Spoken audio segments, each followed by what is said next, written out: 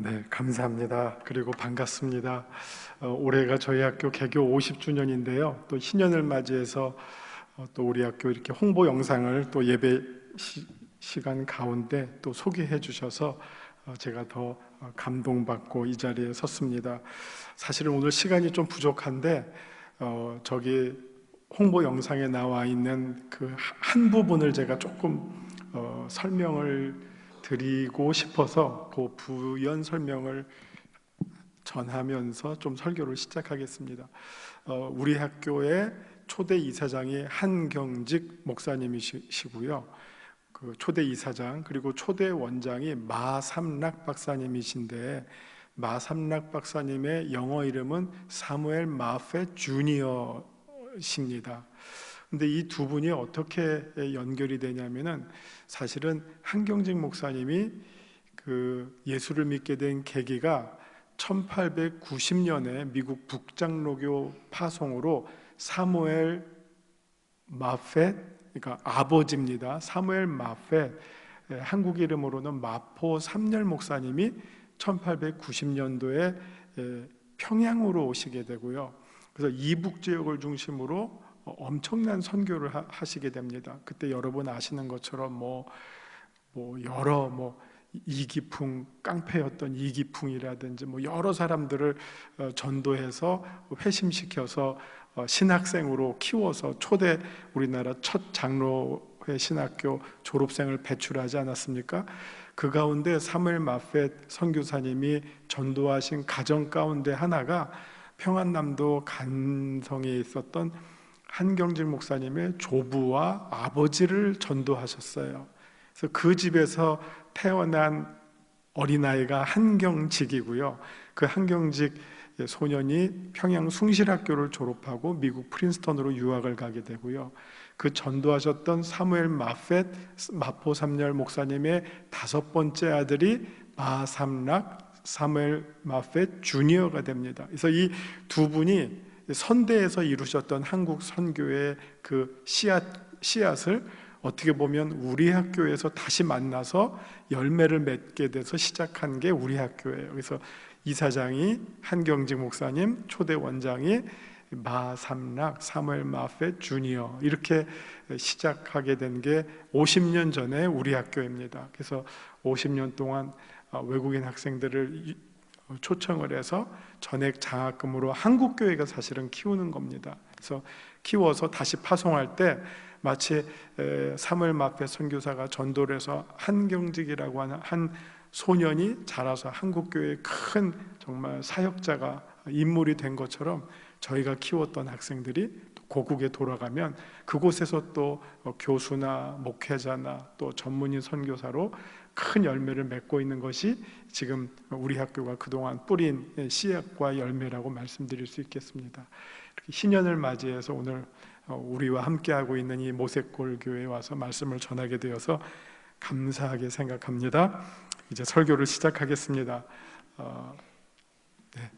오늘 말씀의 제목은요, 사실 저도 이렇게 PPT를 설교할 때 많이 사용하지는 않는데요, 특별히 오늘 이 자리를 위해서 좀 PPT를 많이 준비했습니다. 그래서 아마 들으실 때 이게 설교인지 강의인지 헷갈리실 수도 있을 텐데 그냥 하나님의 말씀이라 생각하시고 설교로 받으시면 되겠습니다.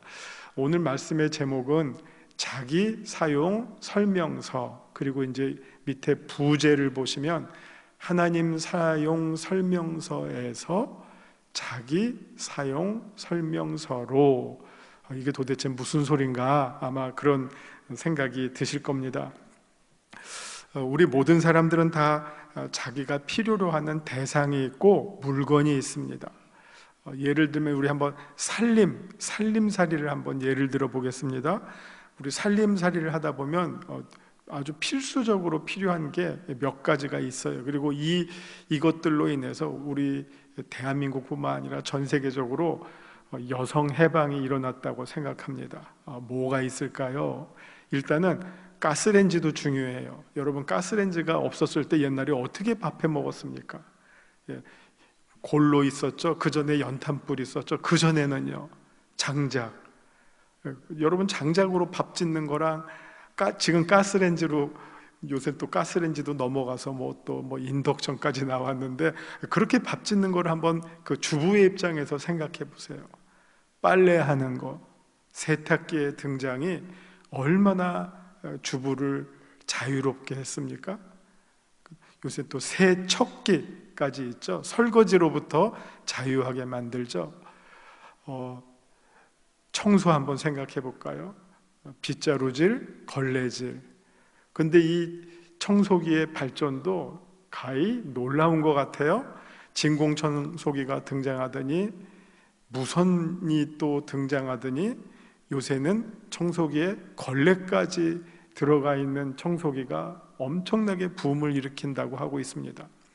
청소로부터 그냥 혼자 알아서 걸레 빠는 것까지 다 된대요. 그래서 누가 그러더라고요. 그 빤 물 버려주고 물 채워주는 기계는 안 나올라나.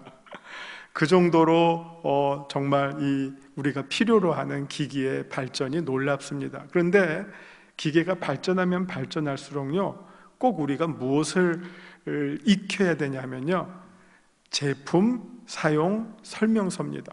간단한 거는 그냥 곧바로 쓰면 돼요. 그러나 기기가 복잡할수록 아까 제가 마지막에 말씀드린 무선, 걸레질까지 들어가 있는 그 자동 청소기를 사용하려면 어떻게 사용해야 될지, 물은 어떻게 채워야 될지, 걸레는 어떻게 해야 될지, 이런 것들을 사용 설명서를 보지 않고는 쓸 수가 없죠.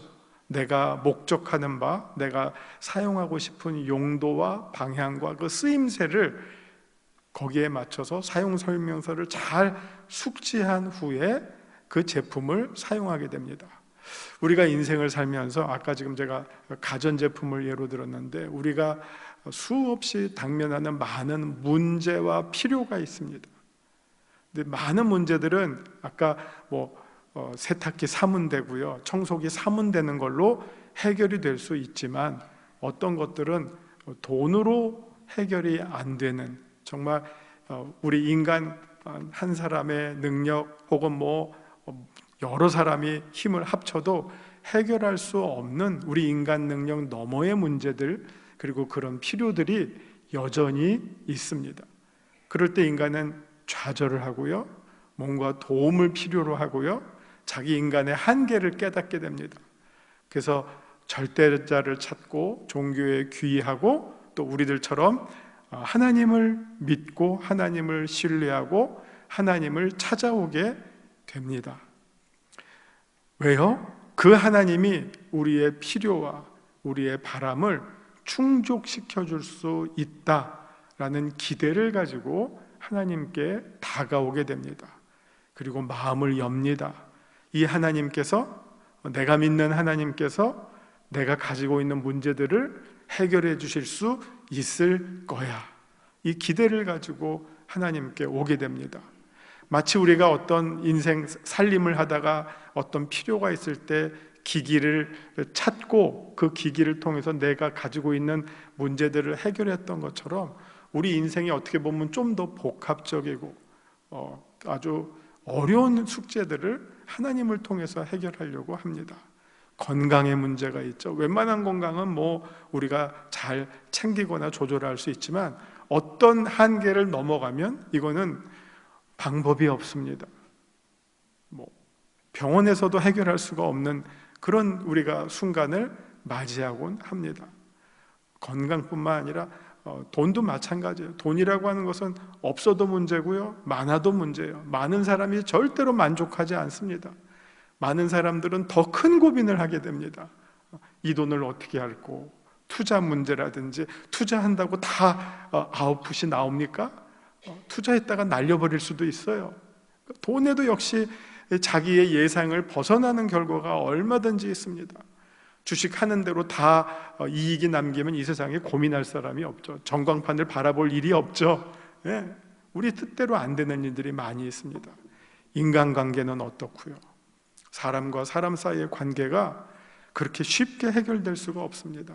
내 뜻을 못 알아주고 상대방의 뜻을 내가 그대로 또 있는 그대로 받아들이지 못하는 경우가 너무나 많습니다. 조직과 나와의 관계, 그 다음에 우리가 인생을 살면서 성공해야 되는 여러 가지 순간들이 있습니다. 승진해야죠. 합격해야죠. 뭐 이런 어떤 문제들을 두고 그게 내가 노력한다고 반드시 되는 일들이 아니기 때문에 그럴 때 우리는 하나님을 찾습니다. 그리고 하나님을 찾을 때 이런 어떤 생각이 작동이 되죠. 내가 어떻게 하면 내가 뜻하는 목적을 하나님을 통해서 얻어낼 수 있을까? 이 마음이 사실은 하나님을 찾아오는 사람의 마음의 기저에 자리 잡고 있는 생각입니다. 어떻게 하면 하나님의 마음에 들어서 이 일을 결정할 수 있는 하나님으로부터 내가 원하는 바를 얻어낼 수 있을까? 그래서 우리는 어떤 일들을 하게 됩니까? 기도를 많이 하면 하나님으로부터 얻을 수 있대. 금식 기도합니다. 한 끼 금식, 하루 금식, 일주일 금식, 심지어 40일 금식을 해요. 그 마음 가운데 무슨 동기로 금식을 합니까? 얼마나 그 바라는 것이 간절하면 40일이나 금식을 하겠습니까? 목숨 내놓고 하는 거 아닙니까? 기도뿐입니까? 봉사도 합니다. 내가 굳은 일 마다하지 않고 정말 내가 살신성인으로 봉사하면 내가 원하는 것을 하나님이 들어주실 거야. 혹은 헌금도 합니다. 마치 절에 시주하는 마음으로요. 내가 정말 내 정성껏 헌금을 하면 하나님께서 내 뜻을 들어주실지 몰라. 저는 제가 고등학교 때 예수를 지금까지 돌아보면 고등학교 때 제일 열심히 예수를 믿었어요. 제일 순수하게. 그때 고등학생이 1년 동안 적금을 들었어요. 그리고 아무 조건 없이 그 적금 깨는 날, 만기날 교회에다가 감사헌금을 했어요. 제가 뭘 알고 그랬는지는 모르겠어요. 그래서 제가 지금 생각해도 그때는 정말 동기가 너무 순수해서 아무 목적이 없었어요. 그냥 내 1년 적금하고 하나님한테 헌금하자, 그런 마음으로 했는데 사실 나이가 들면서는 그런 순수함이 많이 사라진 것 같아요. 마음 한구석에 내가 헌금을 더 열심히 많이 하면 뭔가 더 많이 하나님으로부터 얻을 수 있지 않을까 하는 이 유혹을 떨쳐버리기가 쉽지 않네요. 헌신도 마찬가지입니다. 내가 이만큼 헌신했는데 하나님 아시지 않습니까? 그러면 그 다음이 있죠. 하나님으로부터 기대하는 거. 내가 이만큼 헌신했는데 하나님, 그 다음은 제가 말하지 않아도 아시죠? 하나님으로부터 기대하는 게 있습니다.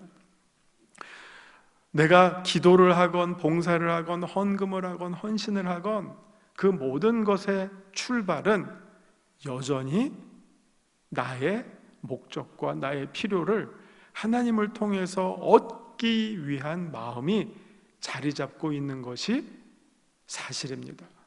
그럼 이것을 무엇이라고 표현할까요? 그래서 일찍이 어거스틴이라고 하는 그 초대교회의 교부는 아주 정말 예리한 지적을 했습니다.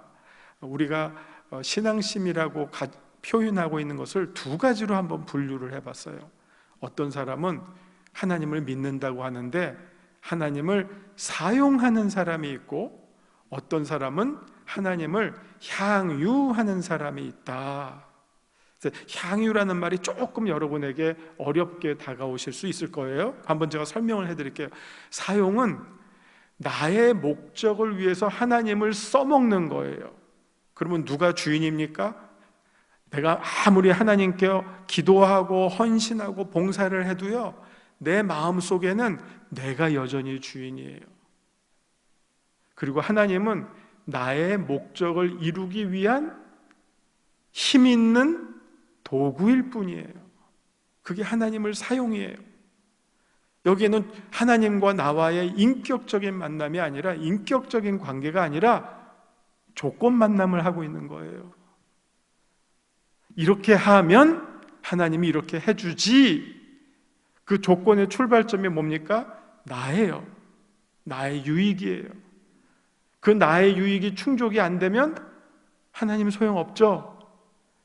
우리 교회 다니다가 그만두시는 분들 많은 분, 아유 교회 다녀도 뭐 별 볼 일 없더라, 뭐 이거 안 들어주시더라.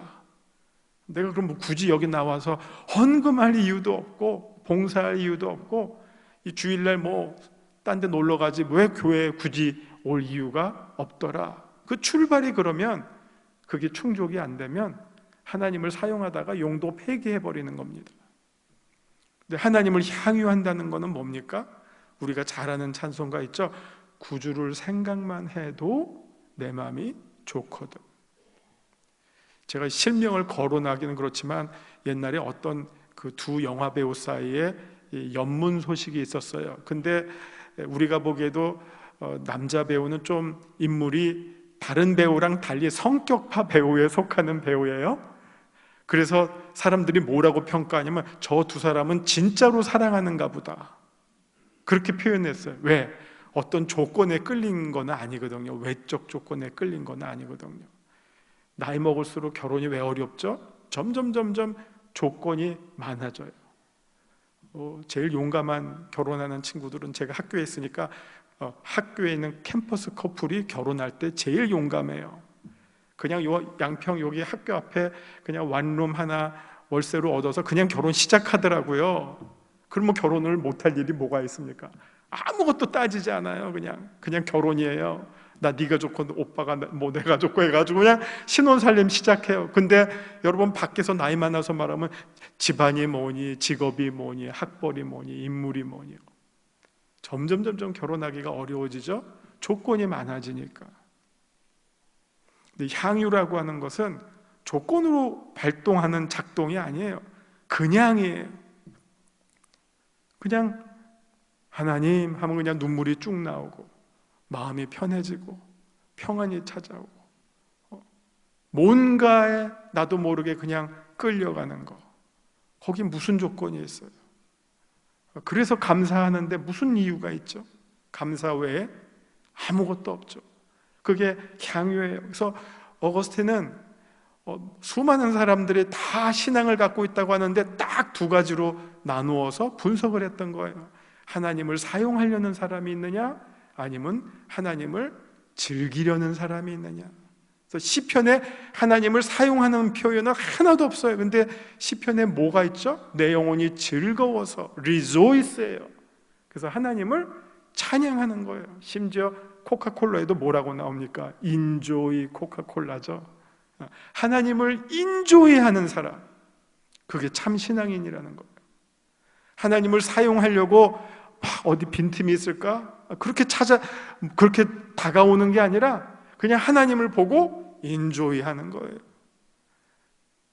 요즘 영어 찬송 제가 요새 열심히 듣는 게 Goodness of God이라는 찬양이 있거든요. 하나님의 I love you Lord 하면서 Goodness of God, 하나님은 얼마나 선하신지 I love you Lord, 하나님 사랑합니다. 근데 왜 사랑하죠? 조건이 아니에요. 하나님의 선하심을 보고 내가 감동이 돼요. 그래서 하나님을 사랑해요. 그래서 사실 신앙이라고 하는 것은 무엇이냐? 누구든지 사실은요, 뭐 저뿐만이 아니라 누구든 이 세상에 있는 모든 사람은 하나님 찾아올 때 아까 말씀드린 그 절차를 밟게 됩니다. 내가 필요해서, 내가 약해서, 하나님의 도움이 필요해서, 뭔가 의지할 대상을 찾고 싶어서, 허전해서 수많은 이유로 하나님을 찾아와요. 그거를 탓할 사람은 아무도 없어요. 예수님들도 그렇게 찾아오는 사람들 내치지 않았잖아요. 병자 고쳐주시고 줄인 자 먹여주시고, 예수님 주로 하셨던 일들도 그런 일들이에요. 긍휼히 여기시고. 그것을 누가 욕하고 누가 돌을 던집니까? 당연하죠. 그러나 거기에 계속 머물러 있어서는 안 된다는 거죠. 우리가 어린아이로부터 믿음이 점점 자라게 되면 자기 중심으로부터 세상 중심, 하나님 중심, 이웃 중심, 교회 중심 자라나가는 것이 당연한데 거기 머물러 있으면 안 된다는 거죠. 그 필요를 우리가 도외시할 수는 없어요. 기도할 때 뭐 이따가 나오겠지만 하나님의 나라와 의만 구합니까? 우리의 필요도 구하죠. 그러나 우리의 마음속에 무엇이 우선이 되어야 하는가? 무엇이 점점 우리의 중심의 자리를 차지해야 되는가를 우리가 반드시 생각하고 실천해야 한다는 겁니다. 자, 신앙이란 무엇입니까? 자기 중심에서 하나님 중심으로 변화하는 것이고요, 이기적 삶에서 이타적 삶으로 변화하는 것이고요. 여러분도 들으셨을지 몰라요. 제가 어렸을 때 천국을 부흥사 목사님들이 설명할 때 천국은 긴 젓가락이 있대요. 천국에서 음식을 먹지 않을 것 같은데 어쨌든 비유가 긴 젓가락인데 얼마만큼 기느냐? 자기 팔보다 길어요. 그러면 어떻게 되죠? 그 젓가락 가지고 내 입으로 못 먹어요. 팔보다 긴데 어떻게 먹어요? 아주 절묘한 비유예요. 그럼 그 긴 젓가락, 내 팔보다 긴 젓가락 가지고 먹으려면 어떻게 합니까? 서로 먹여줘야죠. 이거는 팩트는 아닐 거예요. 천국에서 무슨 밥을 먹어요. 밥을 먹는다고 하는 것은 이 세상에서 밥을 먹겠죠. 그러나 천국이라고 하는 곳이 어떤 공동체인지를 아주 핵심을 지적해주고 있는 메시지잖아요. 이타적 삶으로 변화하는 것, 이것이 천국의 삶이라는 거죠. 천국을 맛보지 못했기 때문에 여전히 자기 중심에 머물러 있는 거죠.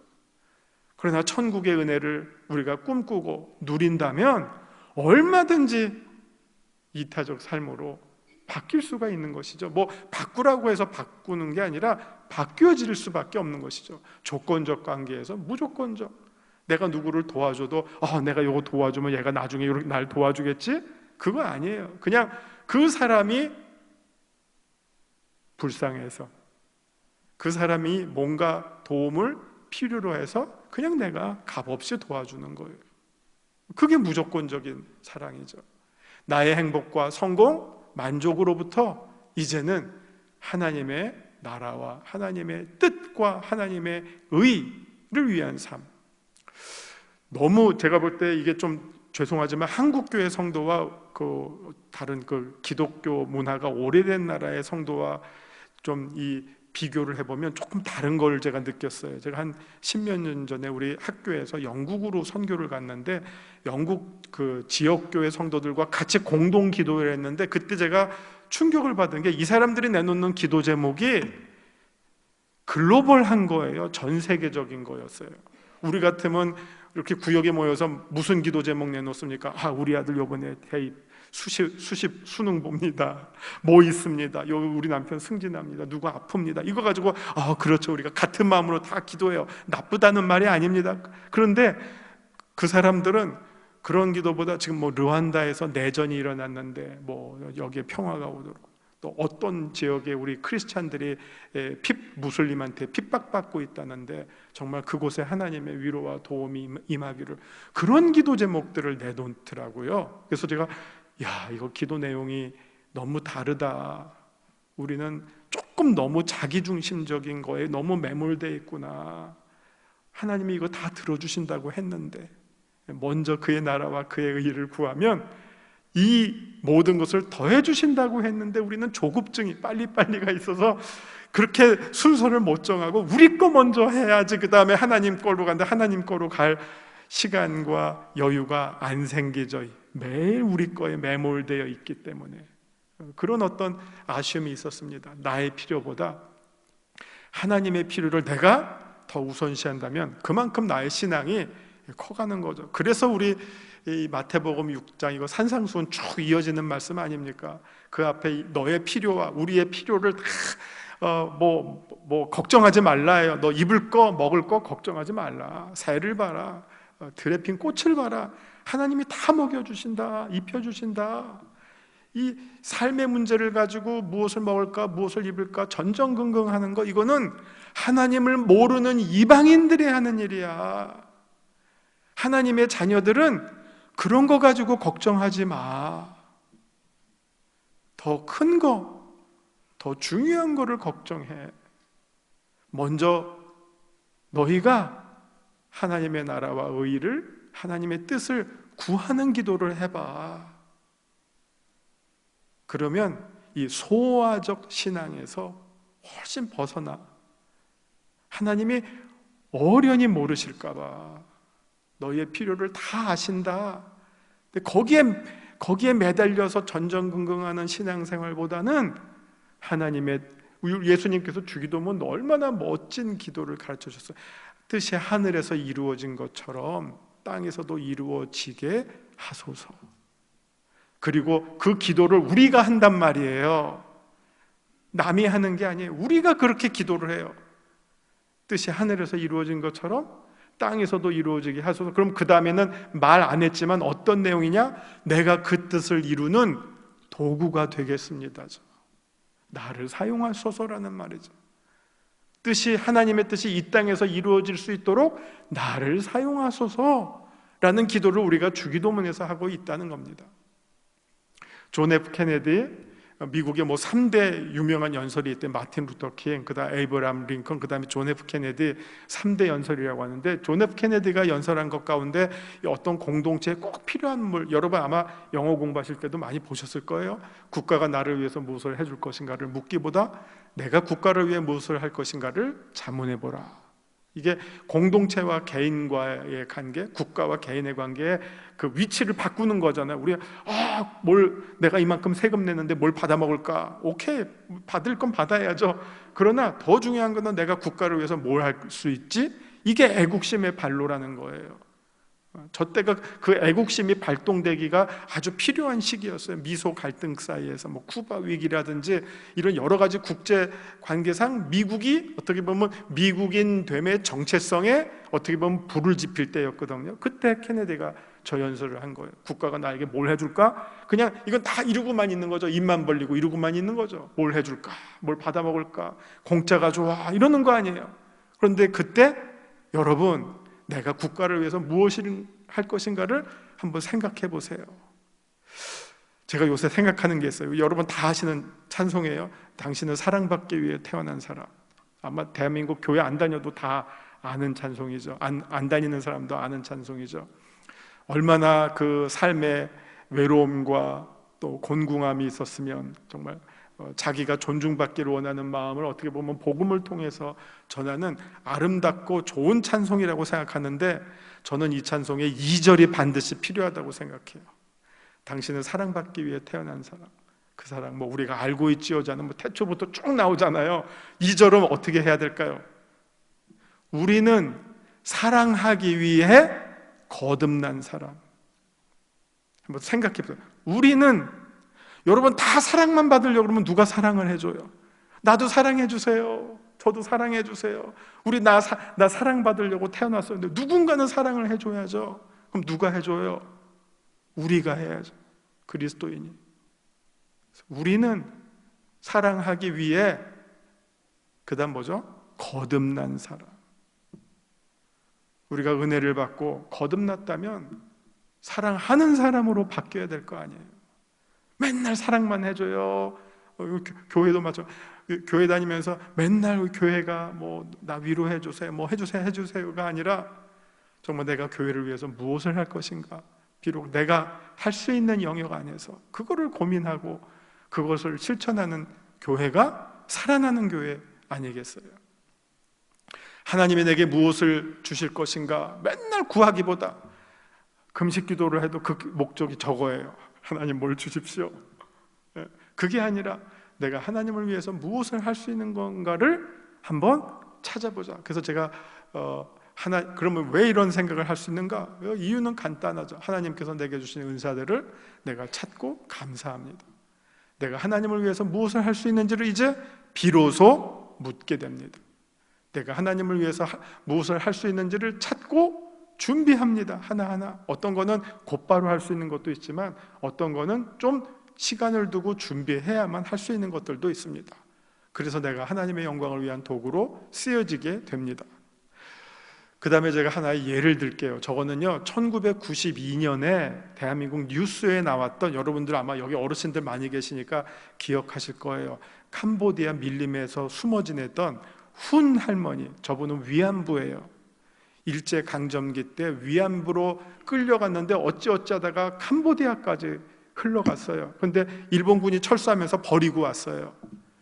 거기서 버려진 채로 50년 있다가 어떻게 그 손녀랑 한국 사업가랑 만나면서 우리 할머니 한국 사람인데 하면서 어떻게 해서 저분을 찾아서 50년 만에 귀환, 그러니까 고국을 방문하게 된 저 뉴스가 났어요. 50년이 지나니까 한국말 다 까먹고 딱 두 개만 기억해요. 이름이 뭡니까? 남이. 근데 본명이 이남희인가 그랬더라고요. 이름이 뭡니까? 남이. 한국말 하나도 모르고 아리랑만 기억해요. 아리랑. 얼마나 외로울 때 아리랑만 불렀으면 아리랑만 기억하시겠어요? 저분이 오는데 저거를 본 한 사람이 있었어요. 누가 봤냐? 차인표라고 하는 배우가 봤어요. 차인표. 저걸 보고 너무나 충격을 받았대요. 그리고 그 안타까움, 연민, 저분의 인생에 대한 연민이 그냥 한번 생각을 해보세요. 그 열 몇 살에 끌려가서 위안부 하다가 또 버려지고, 뭐 일본 사람이 살다가 버리고, 뭐 캄보디아 사람 만나서 어떻게 산 그 인생의 질곡을 한번 생각을 해보세요. 그러니까 이분이 그냥 말할 수 없는 연민, 그 다음에 분노, 이게 솟아오르더래요. 그래서 이걸 내가 도저히 가만히 있을 수가 없다 해서 이거를 내가 소설로 써야지 라고 그 순간 결심하게 돼서 소설을 쓰게 됐는데, 쓴다고 소설이 되는 건 아니잖아요. 그래서 소설을 쓰는 법을 10년을 준비했어요. 소설에 이 작법이 있거든요. 뭐 플롯을 짜야 될 거 아니에요. 그다음 뭐 똑같은 말을 한다고 글이 되는 게 아니라 소설의 어떤 함량을 유지해야 될 거 아니에요. 그래서 쓴 책이 저거예요. 언젠가 우리가 같은 별을 바라본다면. 저 책을 쓰는 동안 심경의 변화가 크게 한 번 있었어요. 처음에는 분노와 고발로 시작했어요. 일본의 만행, 이런 나쁜 인간들, 어떻게 인간을 이렇게 할 수가 있느냐, 그 고발과 분노로 시작했는데 그 마음이 어느 순간에 바뀌더래요. 화해와 용서. 물론 일본 사람들이 아직 진정한 용서 안 했지만 차인표 씨는 자기가 크리스찬으로서, 그리고 소설이라고 하는 이게 어떻게 보면 넌픽션이잖아요. 넌픽션의 영역에서 한번 화해라고 하는 모티브를 끌어내보자.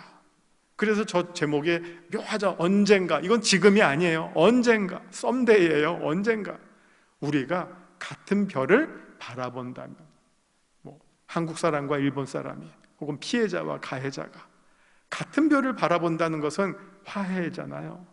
그렇게 된다면 얼마나 좋을까.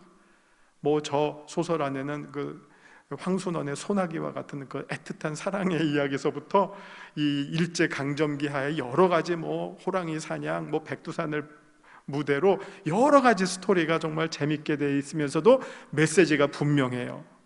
그리고 저기에는 하나님, 구원 이런 말 하나도 없지만 기독교의 사랑과 정신으로 아름답게 채색되어 있어요.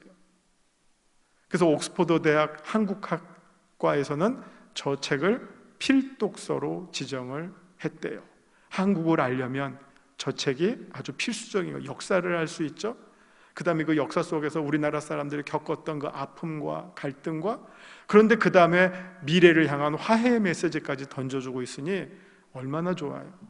그래서 한번 기회가 되시면 여러분들도 한번 구입해서 읽으시면 좋겠습니다. 자, 오늘 결론입니다. 이제 자기 사용 설명법입니다. 차인표 씨가, 그분은 그냥 배우예요. 근데 그런 말을 하더라고요. 나는 특별히 배우로서 잘생긴 얼굴도 아니다. 연기를 특별히 잘하는 것도 아니다. 근데 하나님이 이만큼 축복을 주셨다. 내가 그 은혜를 보답하고, 그분이 선한 일을 많이 했어요. 뭐 컴패션 대사고, 뭐 아이들도 양자로 또 드리고 자녀도 드리고, 그 부부가 너무나 아름답고 선한 영향력을 많이 베풀면서 살아와서 충분함에도 불구하고 한 번 또 생각한 거예요. 내가 크리스찬으로서 하나님으로부터 받은 바 은혜를 어떻게 갚을 수 있을까? 근데 아주 어려운 선택을 한 거예요. 여러분, 배우랑 작가는 천지 차이죠. 근데 그 일을 한 거예요. 했어요. 10년 동안 준비해 오면서 여러 사람한테 쓴 것도 감수받으면서 그 일을 했어요. 이건 어떻게 보면 큰 도약이에요. 배우 차인표에서 배우를 버린 건 아니지만 작가 차인표로 큰 도약을 한 거예요.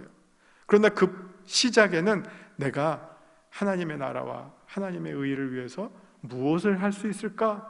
그 질문으로부터 시작해서 응답을 답을 찾았다는 것입니다. 자, 우리도 이런 가요 가사가 있죠. 내 나이가 어때서 내 나이가 어때서. 여기 어르신들 많은데 아유 내가 뭘 할까 그런 생각 하실 분들이 있어요. 뭐 뵈면 뭐 은퇴하신 분들도 많이 계신 것 같아요. 그냥 내가 조용히 살면 됐지 내 나이가 어때서. 근데 아니라고 생각해요. 저는 정말 하나님 앞에 설 때까지, 바울이 말씀하신 것처럼 달려갈 길 다 달려갈 때까지, 인생의 마지막 순간까지 내가 하나님의 도구로 무엇을 할 수 있을까? 그래서 여러분의 마음속에 주님이 필요한 곳으로 나를 보내주세요. 주님이 원하시는 모습으로 나를 받아주세요. 주님의 목적대로 나를 사용해 주세요. 이게 자기 사용 설명서예요. 나를 어떻게 쓸까? 계속해서 업그레이드 시켜나갈 수가 있어요. 그냥 작은 부분에 만족하시지 마시고 여러분이 하실 수 있는 무언가를 하나님의 나라와 그의 영광을 위해서 쓰신다면 여러분의 삶이야말로 가장 아름답고 복된 삶이에요. 그 아름답고 복된 삶이 여러분 눈앞에 있다라고 생각하세요. 그냥 무기력하게 가만히 있지 마시고 무언가를 찾아서 작은 일부터 해나가신다면 여러분을 향해서 하나님께서 뭐라고 말씀하시겠어요?